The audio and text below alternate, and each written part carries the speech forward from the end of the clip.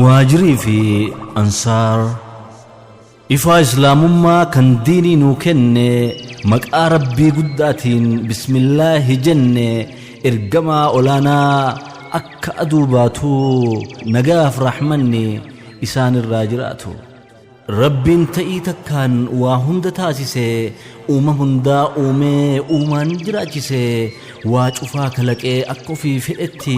kalaqee ramadee bakka ofii jedhetti rahmata isaatiin obaasee nyaachisaa olaantummaa isaatiin tiksee jiraachisaa mootiin ardiif samii al takkaan to'atu kan gargaarsan feene kan kophaa mo'atu hin dhalu hin dhalchu hin du'un dulloomu yoomillee hin jiraata nama ofii jaalatuuf waan jaalatu laata. Kanaaf islaamummaa filatee nuuf kenne filannoo nuuf filteef faaruun keeti jennee diinii isaa qabannaan daandii sirrii baane alhamdulillaahi ka islaama taane. Rabbiin gandalachuu hiixatee dhaqqabuu kan jabaa kuffisu kan laafaa ol qabu seerri namaa shaaruu hin dandeenye qarooma ilmi namaa har'as biran geenye quraanaaf hadiisa keessatti nuuf eeree dalla kana keessaa akka hin baane seeree saayinsii nagayaani ardiif samii dhaalu irra nu kaaheera daandii hunda caalu. Yoo cimsinee qabne irraa fayyadamnaa yoo isarraa gorre ittiin adabamna isa malee hin jiru filannoon kan biraa diiniidhaatu tolcha duniyaaf aakiraa. Kan kana hubate daandii qajeelumaa qajeelee fudhatee waan uumameef beekee waan godhuuf hin goone gargaritti herreegee akka irraa dhiquu fi sharrii fi badiisaa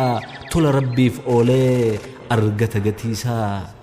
Kanumaaf dhaabbanni tola oolaan haqaa muhaajiriif ansaariin moggaafatee maqaa daandii sahaabotaa guduunfaa irraa borii humnaa fi beekumsa itti baasaa horii diiniif tumsanii masjiida ijaaruun bishaan baasanii hiyyeessa gargaaruun bakka adda addaatti raajii raawwatanii mana rabbii keessa ragaa kaawwatanii muhaajirii ansaarii kan nuuf oolu tola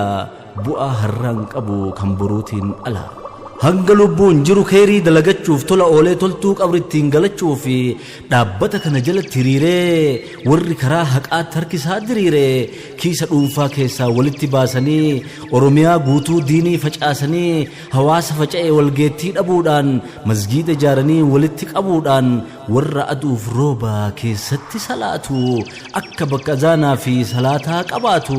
muhaajiriif ansaarii waan jabaa hojjetee imaamaa fi darasaani jalatti boqate. Aduu ooydamaa sharjalaa boqachuu fi jaannata keessatti maadhee godhachuu fi ka'aa wal kakaasaa cimaa wal cimsanii qe'ee dukkanoofte quraanaan ibsanii barataaf barsiisaa ilmiidhaa utubaa farra diinii azaanaan guggubaa ashaaraan haqamne wabii guyyaa boruu warra rabbiin bira ol kaataa jiru sadarkaa isaanii ol fuudhee dabalee jannatul firdoosiin mindaasaa kafalee rabbiin haa jaalatu warra diinii isaatii fi wardiyaa dhaabbatu. Dhaloota beekumsaan walitti akka finnu hafuura jaalalaa walirraa akka binnu olaantummaa diinii onnetti galmeessee barnoota ammayyaa fi amantaa jabeessee bishaan baasaa gammoojjii jiisuudhaan warra harka qallate barbaadee kiisuudhaan nuura islaamummaa kan quraanaan ibsu muhaajiriif ansaariin olaanaan haa tiksu.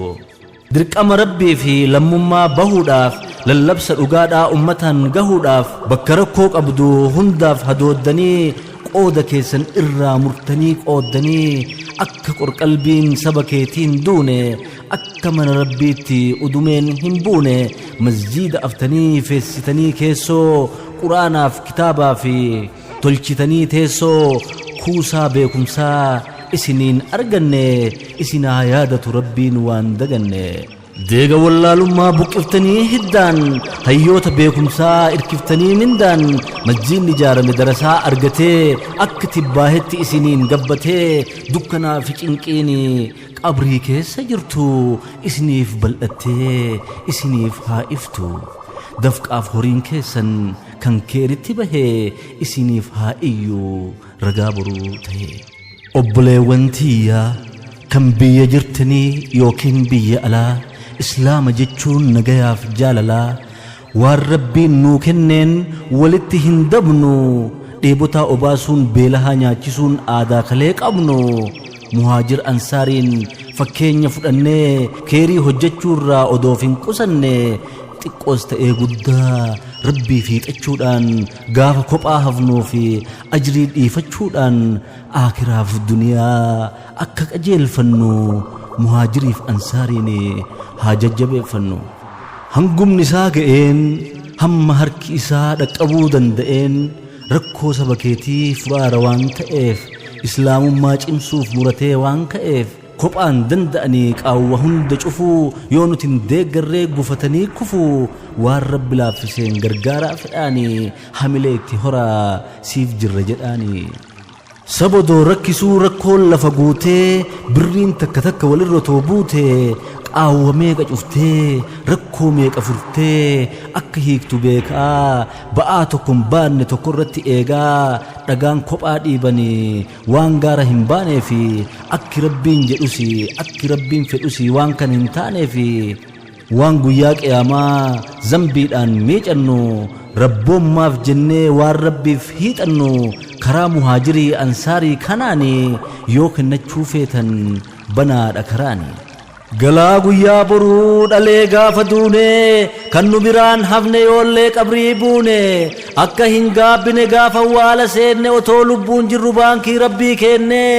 guduunfaa gaafasii akka nuuf ta'utti mucuca siraaxii akka nuun bahutti garee fi dhuunfaan toltuu ijaarrataa dhaabbilee tola ooluuf dhaabbatan jaallataa bu'aa gandalachuu akka argattani muhaajiriif ansaariin bira dhaabbattanii beekumsaa mallaqaan yoo taataniif irree falmaa gaafa kan sii falmu hin jirree siif ta'ee ol taa'a galaa namni hin fuune hiixxachuu barsiisi harka kee otoo hin duune. karaa kanas ta'ee karaa biraatiin warri ijaartanii jiraachiftan diinii guyyaa qiyaamaadhaa kan namuu machaahu guyyaa taakkuu takka aduun gakkalaa'u namni citaa takka masjiidaaf darbate warra harka mirgaatiin galmeesaa argatee maqaa rabbii isaa qajeelchee himatu keessa isin oolchee isin haa simatu.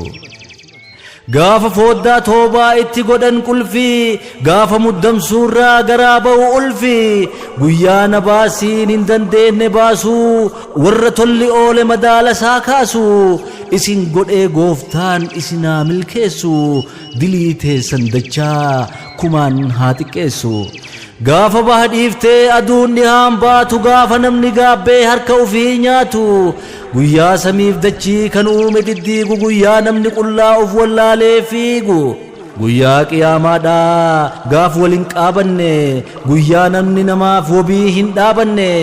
gaafa haadhaaf ilmoon waakkatee walganu hujiin keessan har'aa isin haa kafanu. karaa keerii irratti horii harguftanii diinii islaamummaa irkisaa dhuftanii ibidda azaabaa mucuca siraaxii ijaan arguu sodaaf warri baaftan gatii guyyaan sabiyyitti arrii magarsiise isin siraaxirra koolaan bararsiise gaaddisa arshiitti isin haa qubsiisu ollaa rasuulaatti isin haa tursiisu du'a dagattanii ofirra hin ciisinaa hanga duutanitti toltuu hin dhiisinaa.